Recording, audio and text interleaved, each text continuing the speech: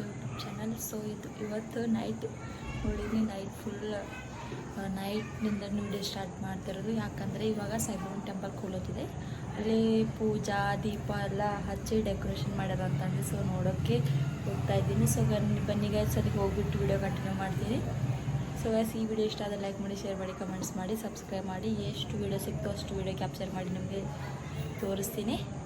ಬನ್ನಿ ಗೈಸ್, ನಾನು ನಮ್ಮ ತಮ್ಮ ಹೋಗ್ತಾ ಇದ್ದೀವಿ. ಬನ್ನಿ ಗೈಸ್ ಹೋಗೋಣ. ಫುಲ್ ನೈಟ್ ಆಗೈತೆ ಗೈಸ್, ನೈಟ್ನಿಂದ ವಿಡಿಯೋ ಸ್ಟಾರ್ಟ್ ಮಾಡ್ತಾರೋದಲ್ಲ. ಮಮ್ಮಿ ನೋಡ್ತಾ ಇದ್ದಾರೆ ನೋಡಿ, ಬಾಯ್ ಮಾಡಿ.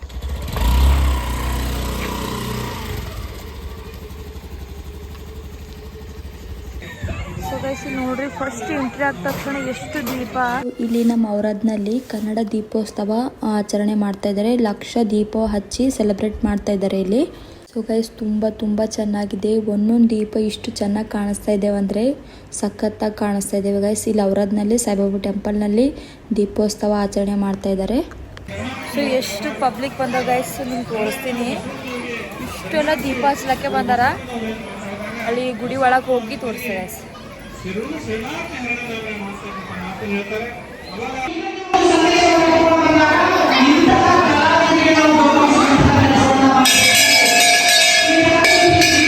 ಸೊ ಗೈಸ್, ಇಲ್ಲಿ ಪ್ರತಿದಿನಾನು ಸಾಯಿಬಾಬಾನ್ ಇಷ್ಟೇ ಚಂದ ಅಲಂಕಾರ ಮಾಡಿರ್ತಾರ.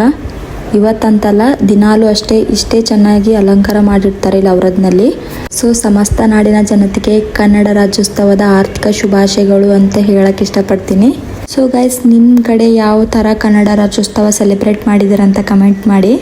ಸೊ ಗೈಸ್, ಔರಾದ್ ಅಂತೆ ಎಲ್ಲ ಬೇರೆ ಬೇರೆ ಡಿಸ್ಟಿಕ್ಲಿಂದ ಬಂದು, ಬೇರೆ ಬೇರೆ ಹಳ್ಳಿಲಿಂದ ಬಂದು ಇಲ್ಲಿ ಹೂವಿನ ಅಲಂಕಾರ ಮಾಡೋ, ರಂಗೋಲಿ ಬಿಟ್ಟು, ಲಕ್ಷ ದೀಪಗಳು ಹಚ್ಚಿ ಇಲ್ಲಿ ತುಂಬ ಚೆನ್ನಾಗಿ ಸೆಲೆಬ್ರೇಟ್ ಮಾಡ್ತಾ ಇದ್ದಾರೆ.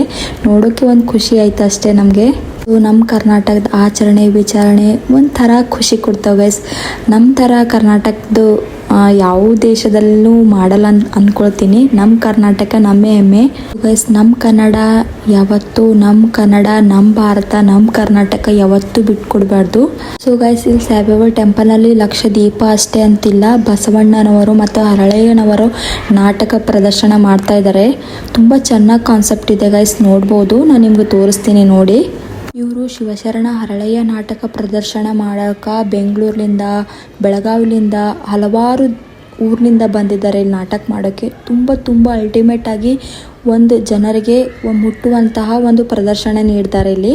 ಸೊ ಗೈಸ್, ಕನ್ನಡ ರಾಜ್ಯೋತ್ಸವದ ಬಗ್ಗೆ ನನಗನ್ಸಿದ ಪ್ರಕಾರ ನಾ ಹೇಳೋಕ್ಕೆ ಇಷ್ಟಪಡ್ತೀನಿ. ಸೊ ಗೈಸ್, ನೀವು ತಪ್ಪಾದರೂ ತಿಳ್ಕೊಳ್ಳಿ, ಕರೆಕ್ಟ್ ಆದರೂ ತಿಳ್ಕೊಳ್ಳಿ, ನನಗದು ಅವಶ್ಯಕತೆ ಇಲ್ಲ. ಸೊ ಒಂದು ರೆಸ್ಟೋರೆಂಟ್ ಆಗಲಿ, ಯಾವುದೇ ಒಂದು ಶಾಪ್ ಆಗಲಿ, ಕನ್ನಡ ಬೋರ್ಡ್ ತೆಗ್ದು ಇಂಗ್ಲೀಷ್ ಬೋರ್ಡ್ ಹಾಕ್ತಾರೆ. ಯಾಕಂದ್ರೆ ಅವರಿಗೆ ಹೈ ಕಾಣಿಸ್ಬೇಕಂತಂದು. ಸೊ ಗೈಸ್, ಆಲ್ಮೋಸ್ಟು ಕನ್ನಡ ಬೆಳೆಸಿ, ಕರ್ನಾಟಕದಲ್ಲಿ ಹುಟ್ಟಿದ್ದೇವೆ ಅಂತಂದರೆ ಕನ್ನಡ ಬೆಳೆಸಿ. ಇಂಗ್ಲೀಷ್ ಏನು ಮಾತಾಡಬೇಡಿ ಅಂತ ಹೇಳ್ತಾ ಇಲ್ಲ, ಬಟ್ ಅದಕ್ಕೆ ಎಷ್ಟು ಯೂಸ್ಫುಲ್ ಅದೇ ಅಷ್ಟೇ ಮಾತಾಡಿ, ಜಾಸ್ತಿ ಮಾತಾಡೋಕ್ಕೆ ಹೋಗಬೇಡಿ. ನಮ್ಮ ಕನ್ನಡ, ನಮ್ಮ ಹೆಮ್ಮೆ, ನಮ್ಮ ಕರ್ನಾಟಕ ನಾವು ಉಳಿಸ್ಕೋಬೇಕು ಗೈಸ್.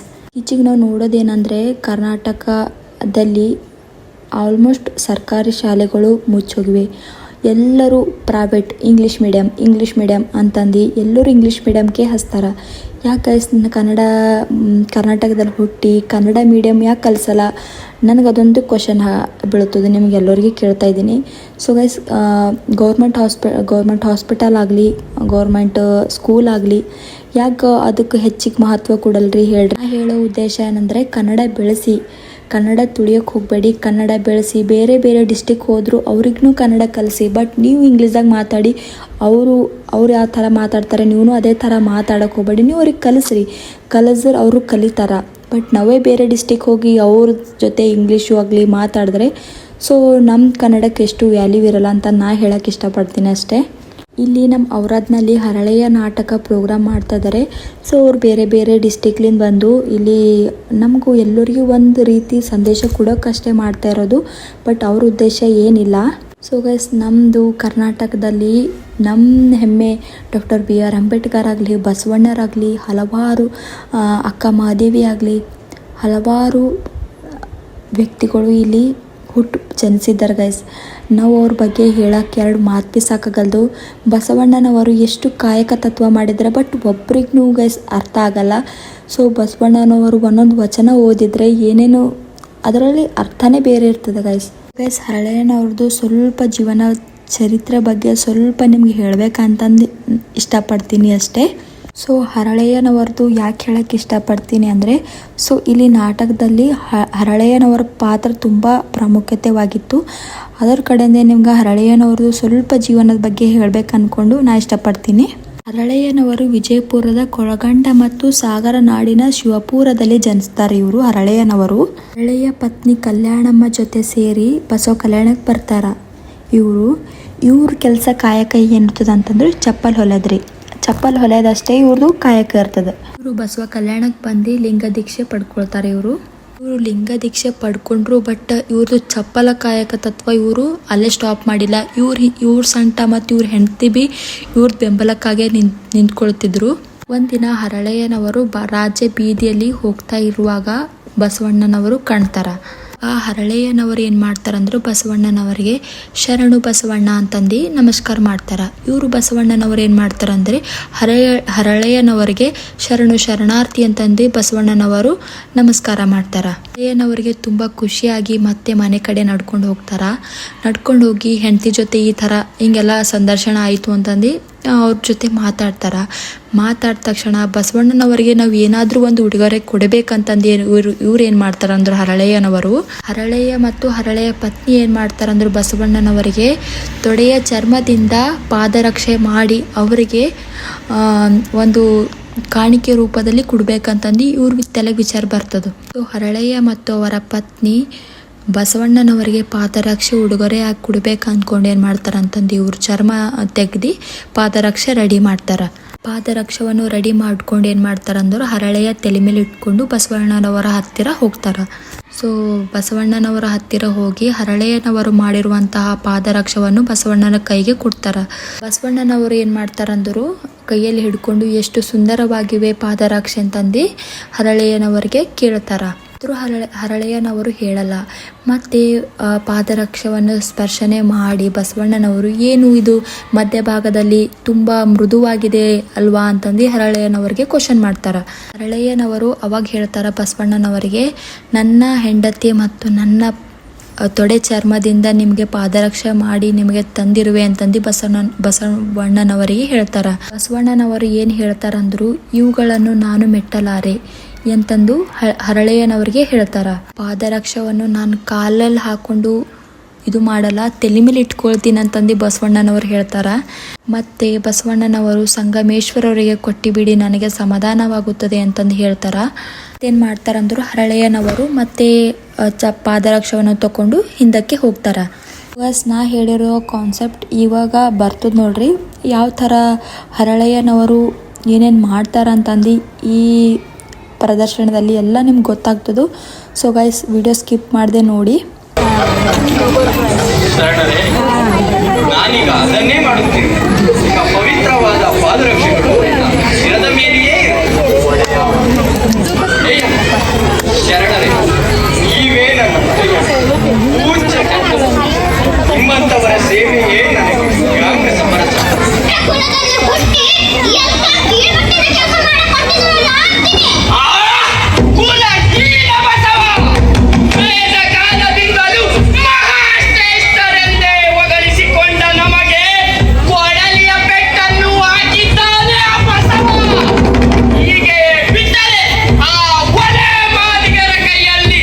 ಉಚ್ಚ ಕುಲದವರಾದ ನಾವು ಉಳಿಯುವುದೇ ಕಷ್ಟವಾದೀತು.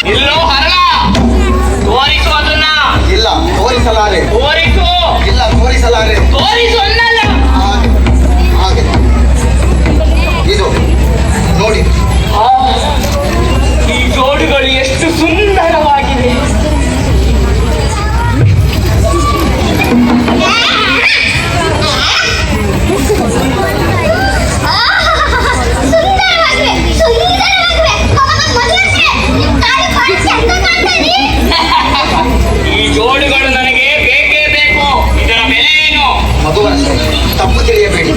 ಇವುಗಳು ಬೆಲೆ ಕಟ್ಟಲಾಗದು. ಅದರಲ್ಲೂ ತಾವು ಇವುಗಳನ್ನು ಬಯಸಲೂಬಾರದು. ಇಲ್ಲ, ಗುರುದೇವ ಬಸವಣ್ಣನವರಿಗಾಗಿಯೇ ನನ್ನ ಹಾಗೂ ಶರಣೆ ಕಲ್ಯಾಣಿಯವರ ತೊಡೆಯ ಚರ್ಮವನ್ನು ಸುಳಿದು ಪಾದ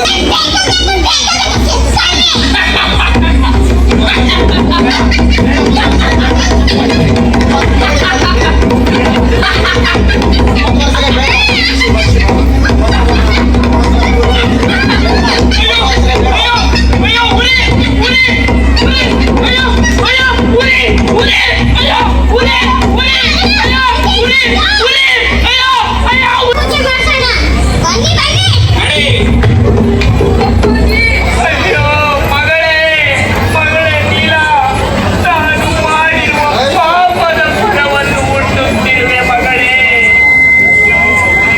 ಸೊ ಗೈಸ್, ಈ ವಿಡಿಯೋ ಉದ್ದೇಶ ಏನಂದರೆ, ಸೊ ನಿಮಗೂ ಗೊತ್ತಾಗಲಿ ಅಂತಂದು ಈ ವಿಡಿಯೋ ಮಾಡ್ತಾ ಇರೋದು ಉದ್ದೇಶ ಅಷ್ಟೇ. ಸೊ ಗೈಸ್, ಈ ವಿಡಿಯೋ ಇಷ್ಟ ಆದರೆ ಲೈಕ್ ಮಾಡಿ, ಶೇರ್ ಮಾಡಿ, ಕಮೆಂಟ್ಸ್ ಮಾಡಿ, ಸಬ್ಸ್ಕ್ರೈಬ್ ಮಾಡ್ಕೊಳ್ಳಿ. ಸೊ ಗೈಸ್, ಇನ್ನೊಮ್ಮೆ ಕನ್ನಡ ರಾಜ್ಯೋತ್ಸವದ ಶುಭಾಶಯಗಳು ಎಲ್ಲರಿಗೂ. ಸೊ ಗೈಸ್, ಇದು ವಿಡಿಯೋ ಲೇಟಾಗಿ ಅಪ್ಲೋಡ್ ಮಾಡ್ತಾ ಇರೋದು ಅಷ್ಟೇ. ಸೊ ಗೈಸ್, ಲಕ್ಷದೀಪ ಮತ್ತು ಹರಳೆಯ ನಾಟಕ ಎಲ್ಲ ನೋಡ್ಕೊಂಬರಟ್ಟಿಗೆ 9:30 ಆಗಿದೆ. ಸೊ ಈ ವಿಡಿಯೋ ನಿಮ್ಗೆ ಏನಾದರೂ ನನ್ನಿಂದ ತಪ್ಪಾದರೆ ಕ್ಷಮಿಸಬೇಡಿ. ಈ ವಿಡಿಯೋ ಇಷ್ಟ ಆದರೆ ಲೈಕ್ ಮಾಡಿ, ಶೇರ್ ಮಾಡಿ, ಕಮೆಂಟ್ಸ್ ಮಾಡಿ, ಸಬ್ಸ್ಕ್ರೈಬ್ ಮಾಡ್ಕೊಳ್ಳಿ. ಬಾಯ್.